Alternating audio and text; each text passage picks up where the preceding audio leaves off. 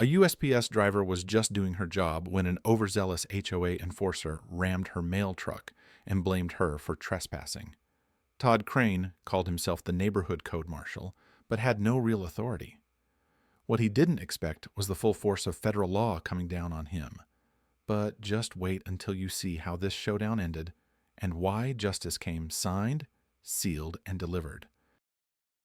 The rain had already soaked through Maggie Talbot's uniform collar by the time she turned onto Willowcrest Drive.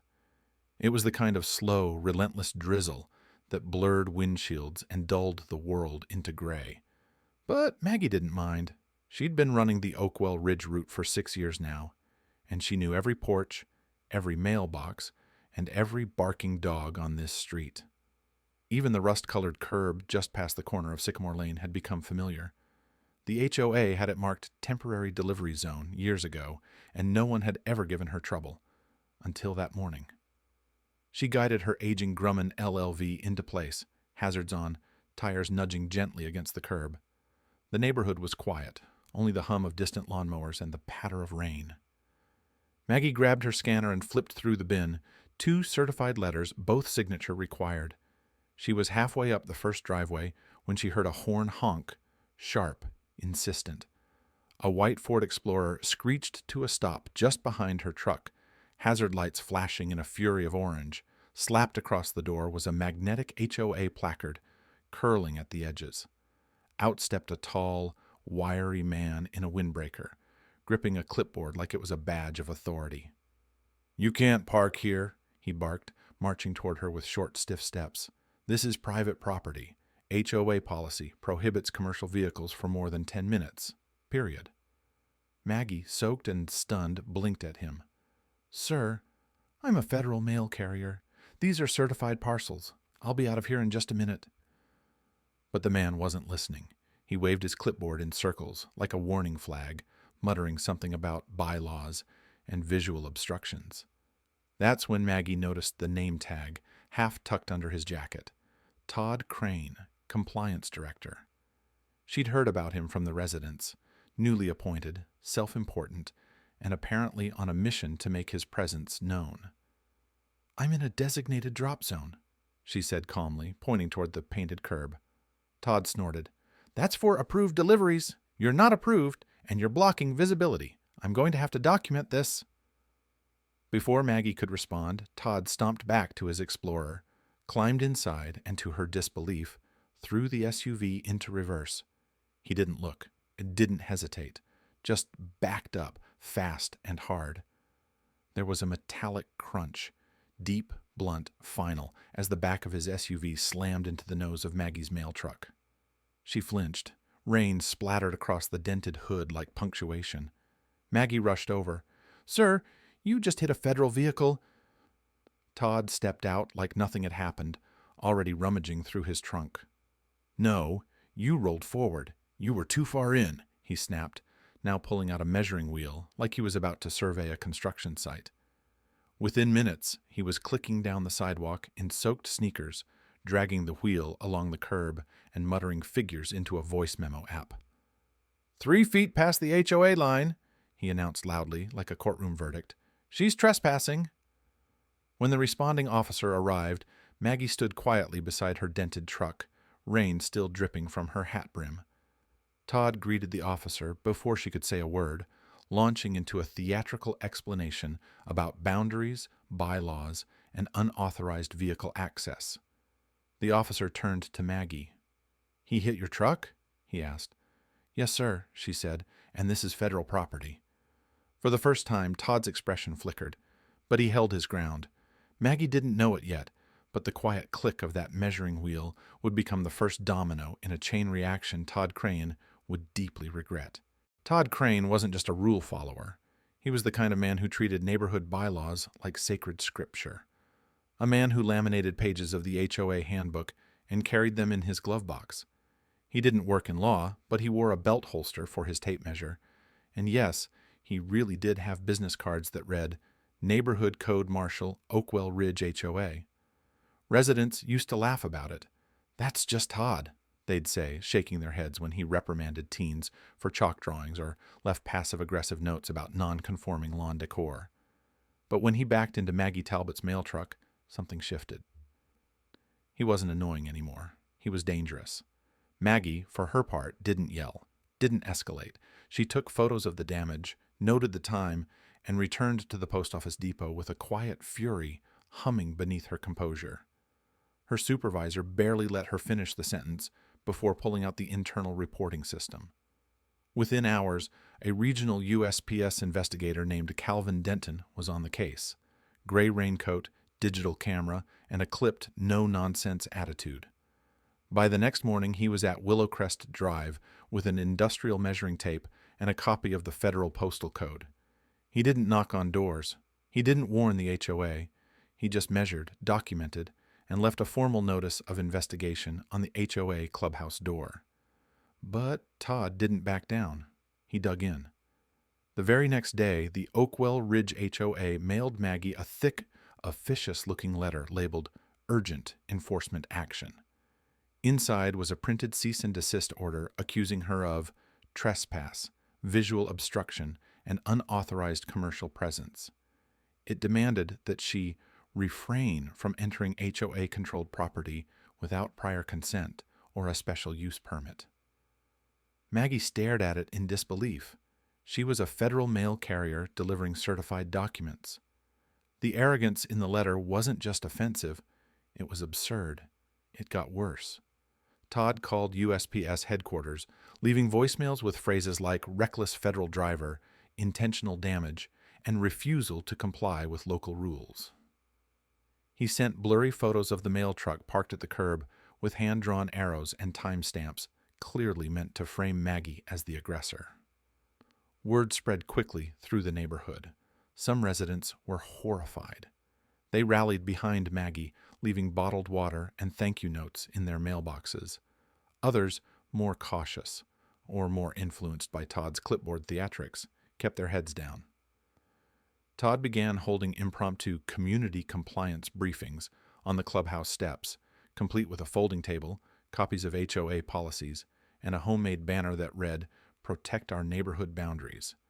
He spoke in grave tones about external interference, preservation of local order, and the dangers of federal overreach. Behind closed doors, however, not everyone was buying it. Several homeowners began quietly emailing the USPS complaint hotline, apologizing on behalf of the community. One resident even sent in security camera footage showing Maggie parked legally and professionally, now saved on a thumb drive in a padded envelope marked "Attention Federal Investigator." The neighborhood, once indifferent to Todd's antics, now buzzed with a quiet tension. And while Todd continued parading around with his measuring wheel and clipboard like some self-deputized crusader, he didn't realize a much more powerful set of wheels had begun to turn, ones that had nothing to do with HOA regulations and everything to do with federal law. 2 weeks after the collision, Maggie Talbot sat in the break room of the USPS distribution hub with a fresh envelope in her hand. The header was unmistakable: Office of General Counsel, United States Postal Service. Inside was a brief but powerful update. The USPS had formally filed a federal damage claim against the Oakwell Ridge Homeowners Association. The charges? Interference with federal mail operations and damage to government property. To most, the dent in the Grumman LLV might have looked like a minor scratch, but in the eyes of federal law, it represented something far bigger: an intentional disruption of a constitutionally protected service. It was no longer about a mail truck. It was about the sanctity of the U.S. mail, and someone had messed with it. And the response came fast. A representative from the Department of Justice contacted the local precinct, requesting the body cam footage from the responding officer. Within days, that footage was flagged, reviewed, and cataloged as evidence. One moment in particular froze the entire case.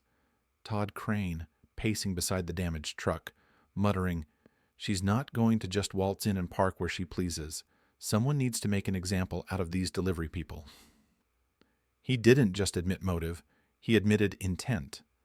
The legal snowball became an avalanche. A compliance review found that the HOA's Ford Explorer, marketed as an enforcement vehicle, had no special insurance, No municipality registration, and no legal clearance to act in any official capacity regarding postal access. It was just a privately owned SUV with a magnetic logo and a man who thought he was the law. More troubling still, the HOA's own bylaws made no mention of the so-called 10-minute commercial vehicle policy Todd had referenced.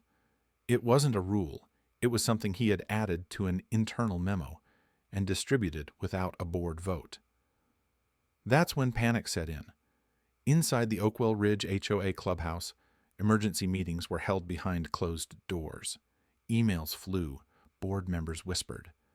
Several of them had previously supported Todd's assertive compliance campaign. Now they were quietly distancing themselves.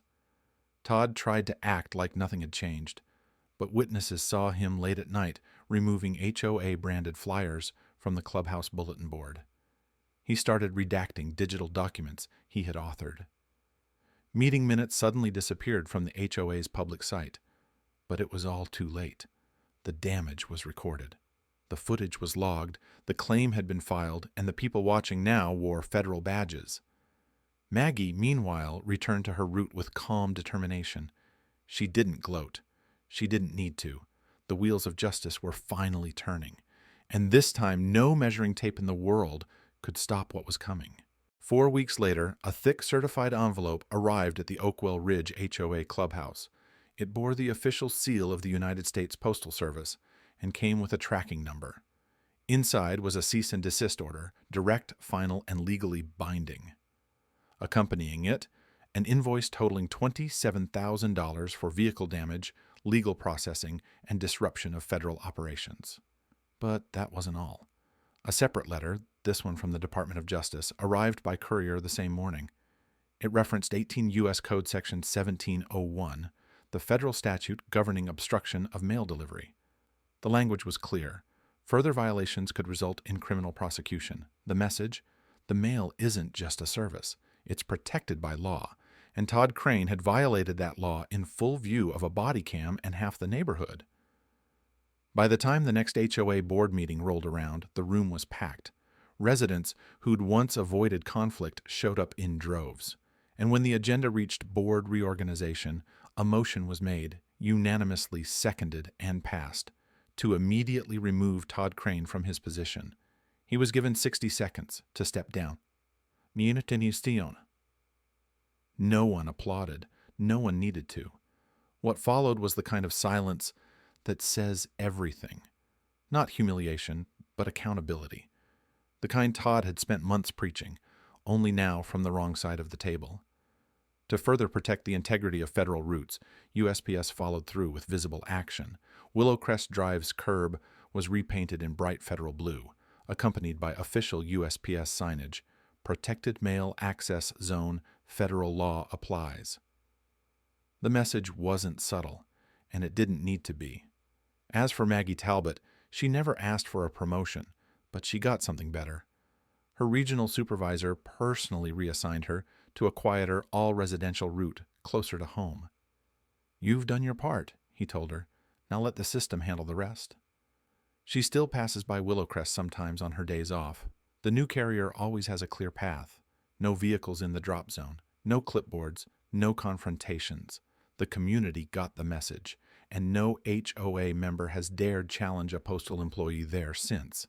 Justice didn't shout. It simply arrived, on schedule, signed, sealed, and delivered.